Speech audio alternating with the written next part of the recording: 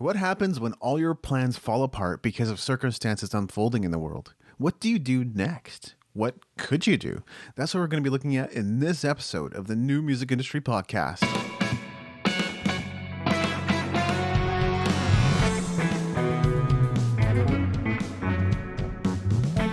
You're listening to the New Music Industry with David Andrew Wiebe.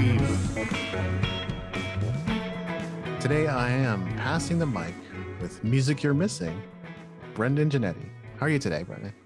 I'm doing wonderful. We had a nice pre-chat show about my crazy dogs and their constant crying. But beyond that, I'm doing okay. How are you?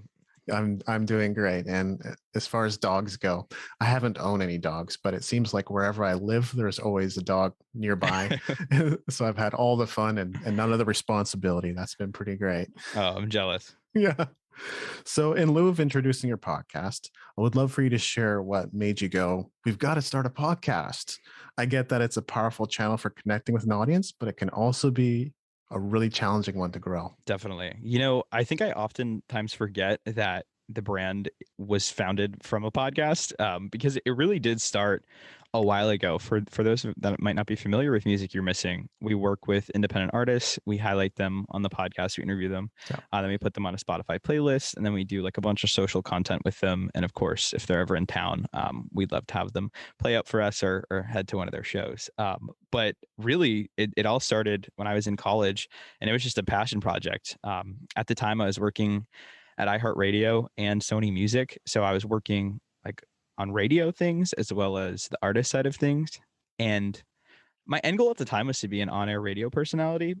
And there's no you can't entry level on-air radio personality. Like you really have to do things yourself. So I said, you know what, this is the perfect opportunity for me to combine my skill sets. Let's start a podcast where I interview artists. Since I am connected with some through Sony, and it ended up taking off really quickly. We were just so lucky to be I think my very first episode got front paged on Apple Podcasts. Meanwhile, I'm in school 2 hours away from the actual studio that I technically wasn't even allowed to use in the iHeart studio. And yeah, that is when it really started. Eventually, my co-host and I had to go our separate ways just because we both were in the industry. I signed a radio contract and had to stop my podcast. But then our dear friend COVID came along, and I was quickly let go of my job. And my friend and I, who her name is Devin, she was out on tour when COVID hit for Live Nation. And we were just like, bro, this is not going to last 2 weeks. This is going to be a very long thing. And regardless of not having a job, this a huge sense of our personalities is music and working in music. I was so lost. So we were like, what can we do to get back into things? And it originally was, we were thinking of booking artists, which in hindsight is hilarious because you can't book artists if there's no venues open. Mm-hmm. But we looked at each other randomly one day and we were like, what if we restarted the podcast you had? That you still have an audience from it. Let's do it. And that is essentially how it started. People sometimes say I have a radio voice. Never sure whether to take that as a compliment. Are you saying I'm ugly? No, exactly. I used to run with that all the time. I used to love telling people that I had a face for radio. But where you're at now must be validating, right? Because you're actually, in a way, you're kind of breaking artists or helping them get more exposure. Yeah, this is honestly, I think specifically right now, we're in a moment where this is the most validated and successful I've ever felt. And it's really weird to say that because I'm so used to no one caring. And now all of a sudden everyone cares. And I'm just really, it is extremely validating. And I think I was actually talking about this. I did a TikTok live last night and I was talking to an artist and they were saying that they get insecure about, wanting validation and how they want to love their art without the validation. But I've got to be honest, it's human nature to want to feel validated. And when you finally get it, it is amazing. And it really does, push you to work harder. So I do. Yes, I feel very validated. I relate to that very deeply. I just came off of a call with my coach and he was just sharing with me. He didn't know that I had 5 books, right? And I guess maybe a lot of people don't. So I try to make a point to mention that on the podcast. I'm a commitment first guy, ego second, right? Mm-hmm. I'm humble. I don't brag about things I do, but it's so important to share. Otherwise, people don't get to enjoy what you've created. And I'm sure it's kind of been the same for you on your podcasting journey, just making sure that, like, yeah, there's only so many channels and there's only so much time and money and effort that can go into it, but making sure that your message is actually gotten. Oh yeah, absolutely. Also, 5 books. Woo. How long did, like, when did you first start writing? So I must have started around 2012 or 2013-ish. We were working with a new music industry startup called Tune City. I was actually an investor and contractor with the company. So I was in charge of blogging 3 times a week.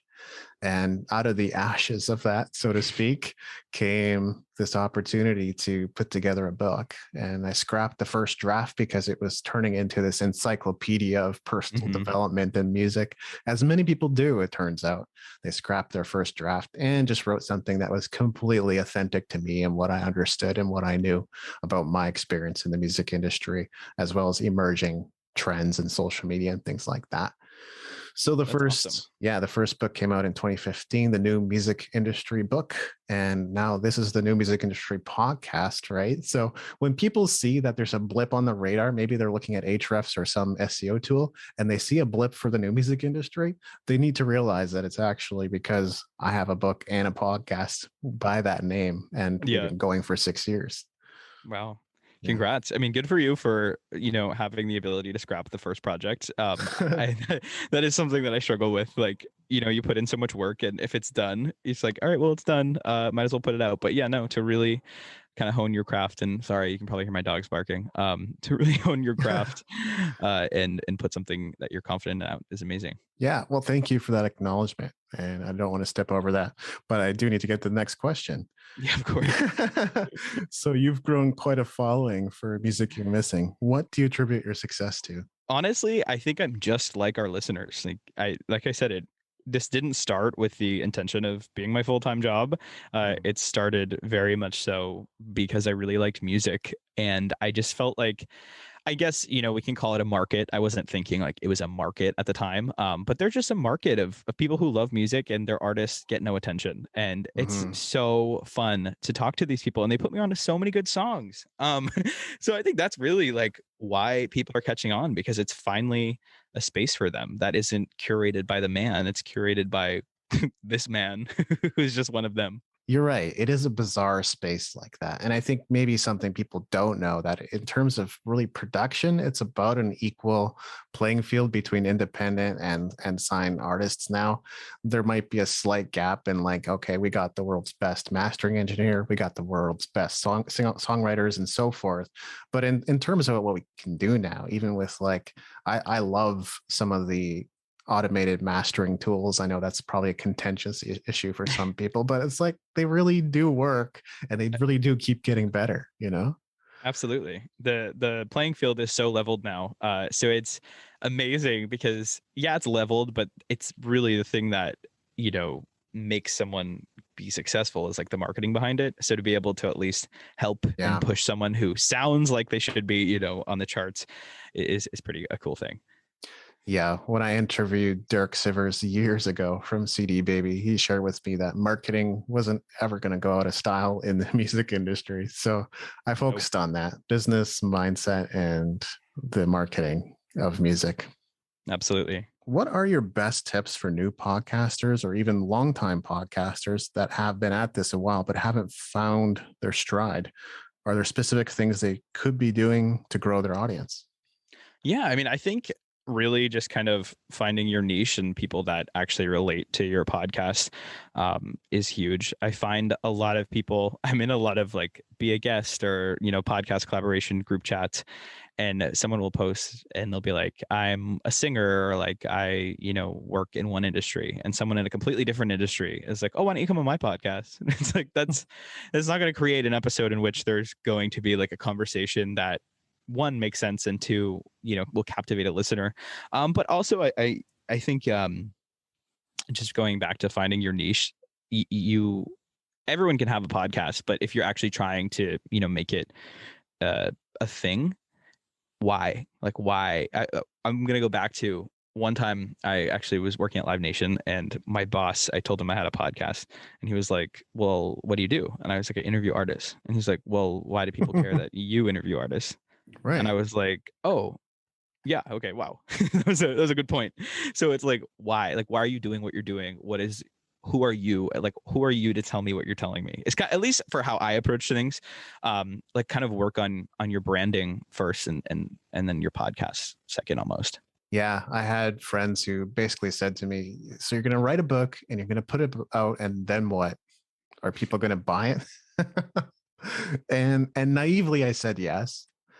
But at the same time, I was familiar with, I could put together a book launch Mm-hmm. performance of sorts, which I did with local musicians, and that went pretty good. And I was able to hand out, it was sort of an invitation card, not even a book, but here's where you can go and get it. Here's the QR code, etc. And beyond that, just with the digital marketing savvy that I had, the new music industry, there aren't too many books, from having heard from various authors, even like John Maxwell, who say have legs, but the new music industry continues to kind of sell, whether it's in or out of season. So Mm-hmm. not huge numbers, but hundreds of books have been sold with the new music industry. And yeah, it continues to hold up. So it was a great experiment in just discovering like what's going to work, what's something that people actually want. Mm-hmm. Yeah. And in addition to that, it's like, do you actually want to talk about what you're talking about? Like finding a Yeah. happy medium of this will both please myself and my audience. Yeah. And the other thing that I really relate to what you said was, branding, it can sort of be a game of internal, external.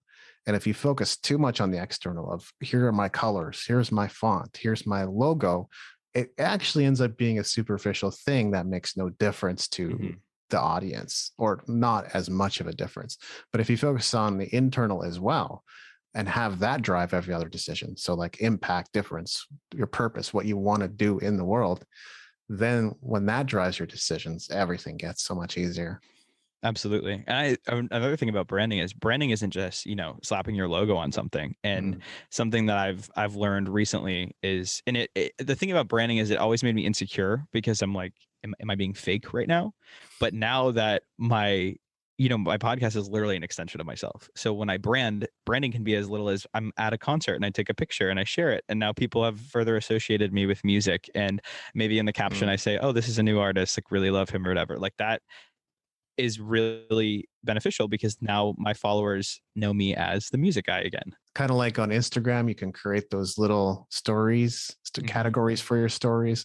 I guess it's the same thing on a blog, right? You can create categories for different interests. Yeah, As long as exactly. you continually show up in those areas, people kind of get a sense of what you're about and create that association. Mm-hmm. So I've no doubt you've learned a lot from the artists you've interviewed. What's something you discovered recently that was kind of surprising or just has stuck with you? Ooh, okay. This is actually a great question. Thank you. I think sometimes I forget I don't know all the answers. Yeah. So I see things often. So TikTok is huge for artists right now. And a lot of the time it is fabricated. So artists will put these stories up and be like, my label doesn't want me to put this track out. Like, screw my label. Let's, if this gets to 10,000 pre-saves, I'll put it out on my own. I don't care about my label. So in my mind, I'm like, okay, classic marketing scheme. Like, that is not real. And, I'm sure sometimes it's not, but I was actually talking to this artist yesterday. His name is Justice Bennett. And he had a very similar situation in which he put out a track on TikTok. It got like 20 million listens when he dropped it. And his manager was so mad. And it was not a joke. He was genuinely mad. And then he explained it to me, and it made sense, because they were working with the track before it. The track I'm talking about now that blew up was called Bad Day. And before it, they had a track called Real Life Sucks that was getting pushed out to radio. So that was having a moment. And if another track comes up, then it's like you really need to kind of split your resources. You can't do that. Like, it doesn't matter if so many people want to listen to it. You kind of need to be organized when you're working with different teams and such.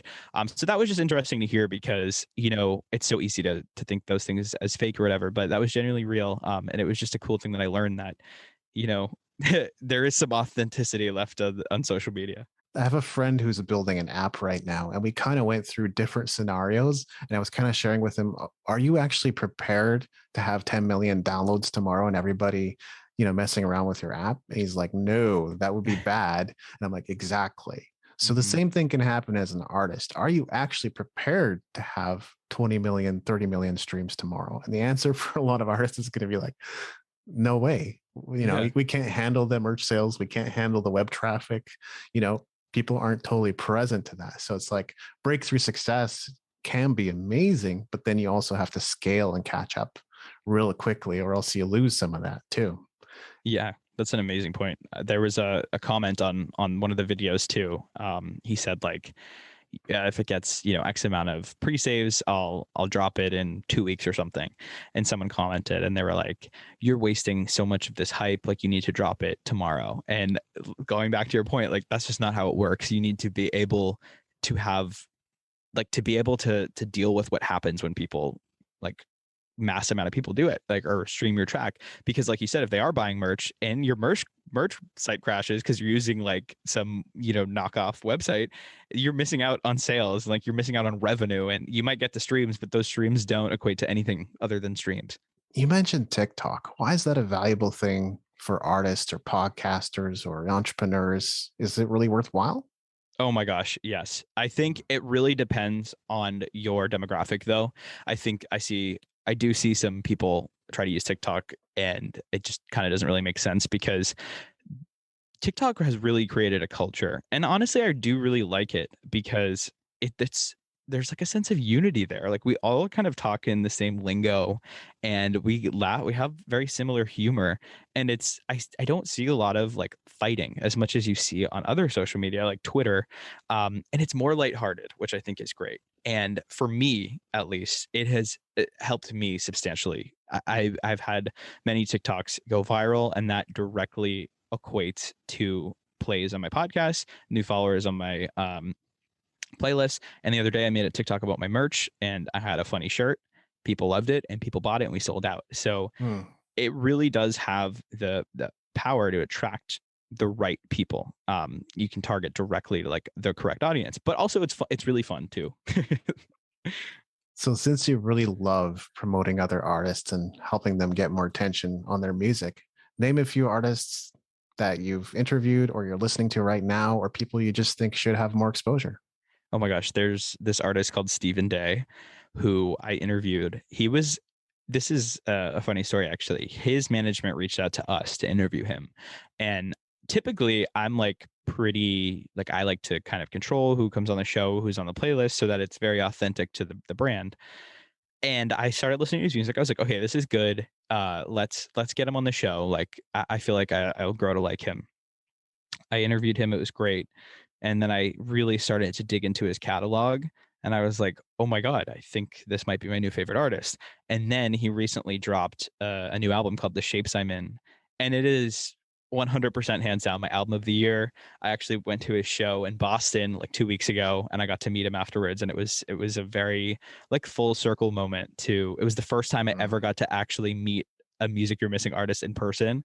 And it just so happened that it was my favorite, at least sonically, artist. It was a great experience, and his music, there's specifically his track Standing Was Flying, is just like so beautifully done and transcends so many genres and demographics. I am very confident there's more success in his future. Since I never get to talk about the music that I love, maybe I'll just join in and chime in with a Yes, few of my please tell me. favorites. B apostrophe Z, the Bees. Not too many people have heard of them. One of the number Saving one, them right now. yeah, one of the number one selling artists of all time. They're J Rock, and they have 49 number one consecutive singles. Oh my gosh. Yeah, and it's amazing that people don't know. Winger. So they got written off as a stoner surfer hair metal band. Mhm. Yeah, it turns out Kip Winger is the real deal. He's a composer. He knows his way around music like nobody in hard rock. And the band's done amazing things with Red Beach, who also plays for Whitesnake. Harem Scarum, amazing melodic rock band from Toronto. I've been following them all along. I've even shared updates from them. So I guess anybody that knows me well isn't going to be a stranger to that one. And there's a bunch of others I've been listening to lately, but those are a few that would love to highlight. Have you ever got to meet any of them or any of your favorite artists?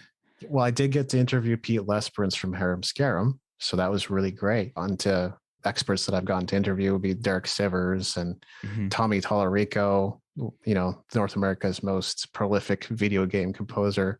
Pete Lesperance, Riley Armstrong at the time was kind of a big hero of mine.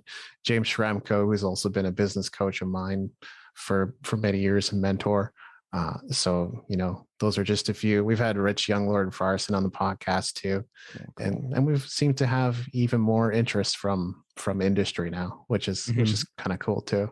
And we'll see. My perspective on industry guests is they really have sort of a perspective on things, and they're not willing to deviate outside of a box they were given to talk about. Yeah. And that's disappointing for me as a podcaster, right? Yeah, like, no, I want the real story, and don't talk about, what this narrow box you were given from your PR company. You could say this or not say this. I'm sure you're familiar with that too. Oh yeah. It could still help your podcast. So there is that.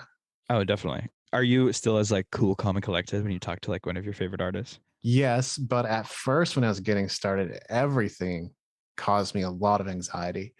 Performing, not for the first time, but for the second time, we were going to go up on a stage in a college campus. And the whole day I spent anxious and nervous. I couldn't believe it. Before Derek Sivers, or Tommy Tallarico was pretty much a wreck. But once I got talking with them, they're such great guys, and they have such great things to say too. Yeah, once you get over that like initial fear hump, I literally get so nervous about everything, but specifically, even though it's my job, like talking to artists, we have our first like in studio interview, and it's with one of like the biggest artists we've interviewed, and I'm so nervous for it. It's totally affecting my whole week, but like you said, eventually it's just fine, and like you're in it, and there's really nothing you can do. Exactly, you do get used to it. Yeah. What's the next big step for music you're missing? Do you have any big future plans you can share? Yeah, it's funny because I think on paper it might be easy to like look at us and be like, oh, okay, they're just like a music blog. But like behind the scenes, we have incredible partnerships and sponsorships lined up. Right now, we're sponsoring a entire music festival that has like 5,000 people in attendance, and I'm interviewing all of the artists. I'm doing social promotions with a bunch of the artists. We have a merch stand, we have all that stuff, and that's coming in 2 weeks. I just actually got like hundreds of promotional items in the mail today, and it literally almost made me cry because it was just really surreal to see like my brand come to life on where I started in promo. And then I actually just got off the phone with I won't say the actual company. I can tell you, well, I don't want to make you edit, but with the media company about they reached out and they were just like, hey, let's talk. We have similar synergy they use. And I said, okay, yeah, let's definitely do that. It was one of the best calls I think I've ever had. I've never been that confident on a call before. As I said, I'm nervous about everything. So yeah, and then in addition to that, we have like our biggest artists lined up for this month. We're finally doing in-studio guests. We have a bunch of artists that we've interviewed in the past also coming to Boston. So like I'm so busy right now, and I'm literally couldn't be happier. I'm very excited. Yeah, and that's an example of things going well. What it reminded me was an example of things that didn't go well a while back. Oh no. I had a PR company reach out to me a while back to book their own executives or employees that were part of the company. So they did 2 people simultaneously, and then one was an accept and one was a decline. I said, okay, I'll prepare for the accept. And then at the last minute, there was a switcheroo, and I was like, I'm not prepared to interview so-and-so. I was prepared to interview this guy. And then they were like, oh, but we're a decline. So then after the fact, they declined the interview after the time has already passed. That's just the tackiest thing a PR company could do. Literally so inconsiderate. That's also bad PR for your own PR company. How ironic. Yeah, exactly. So I'm like, if that's how you run your PR company, I don't know how legit you are, or yeah, if you're no, absolutely how you're doing it with your clients or any of that. Yeah. So I'll like to spend the last few questions basically developing your character and teasing out additional insights that could be useful to the listener. Number one is, what's the last YouTube video you watched? Okay, that's funny. I actually YouTube common questions that you get asked on a podcast, so that I could prepare for this podcast. That's And good. I paused it when they asked, and I would talk to myself. And then the one before that, it was for the call that I had previously, and I googled common questions that you talk on like that you get asked on a networking call. So I YouTube strategically. Gotcha. That's awesome. And it was a very Tim Ferriss-esque question. I can't remember what it was he asked. It was something similar. And I was like, oh, that could actually be interesting to reveal the character of the guest. That is a great question. Yeah, It explains without explaining how a person is. exactly. What is your daily routine like? Ooh, that's a great question. I definitely do yoga every day. And when I am not in a routine of doing yoga every day, I am not my best self. Like it literally elevates me, and I am like a superhuman. I definitely drink a lot of coffee every day. And I do a lot of work from home. I work on my computer pretty much all day, and then I go to the gym, and then I do some work at the gym, and then yeah, that it's not fun. I just started recently to hang out with my friends more on the weekdays. And then weekends, I absolutely try to keep my weekends clear. I have a lot of fun on the weekends. I'm a big fan of hot yoga too. Of course, that's been pretty much null and void for the last 20 months or whatever it's been. So I know there was so much to worry about when COVID got announced. And believe me, like I worried about it and understood. But when I found out hot yoga was gone, I was like, oh my God, this is going to affect my mental health so much. But I'm happy to say it's back, and I'm thriving. what's the greatest challenge you feel you've overcome on your journey? I definitely think when I got let go from radio, because I really lucked out of college. I was 22 and I was in, a huge market, Boston, and I ended up going on the morning show. So like I really had great opportunities. And then when I got cut and then COVID happened, like nothing, there was virtually no opportunity. And even recently, I was still trying to get back into some things, and there was just no opportunity. And then I like obviously just kind of made my own opportunity. And I feel like that really has taught me a lot about anytime I'm presented with a challenge to be creative, and like you can overcome it. And the first step is like, let's figure out how. Yeah, COVID's a really interesting situation.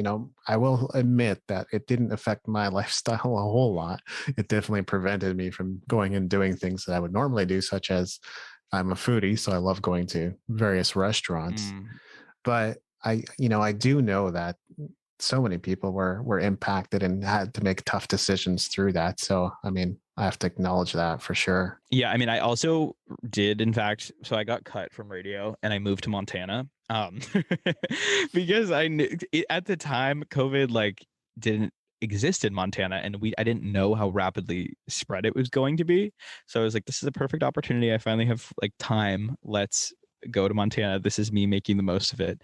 Obviously, COVID spread very quickly, and I had to come home eventually, but at least I got that experience of living in Montana for, I think, like 5 weeks. And it was literally like one of the best experiences of my life. Montana, if I'm not mistaken, it's just south of Alberta, where I used to live. So I think I've been to Idaho. I know that. I don't think I've been to Montana, but would love to visit. There's a lot of great nature and things. Oh, it's incredible there. What's the greatest victory you feel you've experienced? Great question. I don't think that I've had one solid, like, huge victory. I think anytime you're a creator or like a creative, even, it's a bunch of small successes, because, with small successes comes opportunity for more success, and like, you'll never be fulfilled.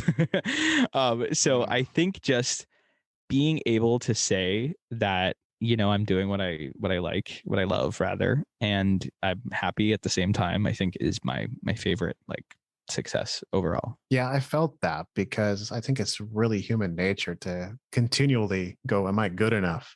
And it really starts with our parents and our teachers and our upbringing and all that.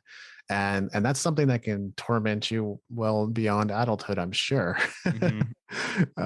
Feeling like you're good enough. And after 5 books and 30 songs released and everything else that's gone on, I still don't know if I'm good enough, right? I still have that going on. It really is just comes down to like distinguishing it and knowing what's going on so that you can actually take actions or be in conversation or do something other than what you would normally do to try to maybe drown it out or, For take sure. it in an unhealthy direction.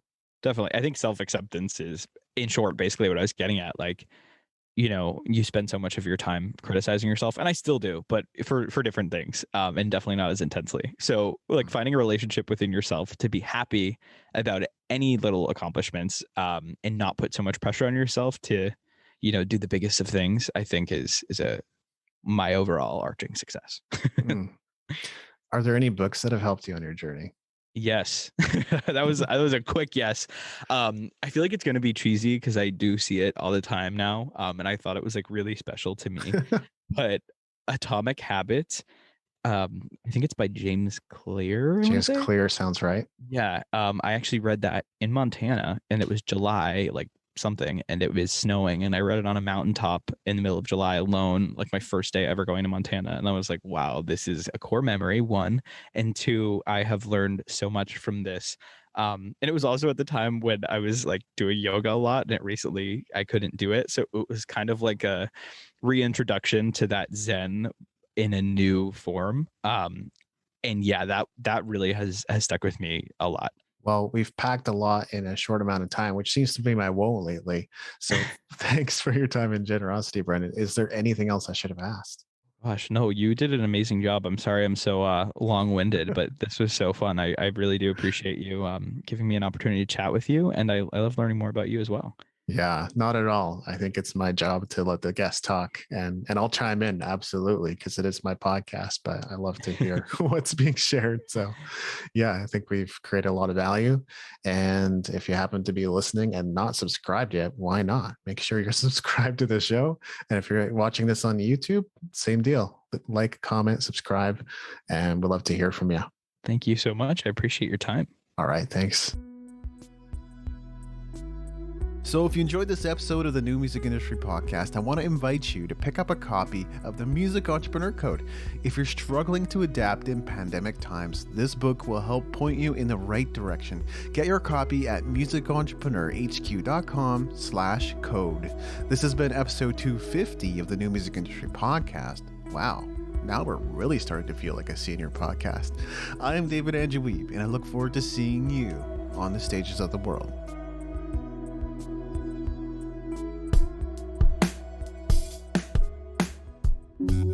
Thank you for listening. Music in this episode was brought to you by Brian Young. Wherever you're listening to this right now, please consider leaving a 5-star review and comment to help us get the word out about the podcast.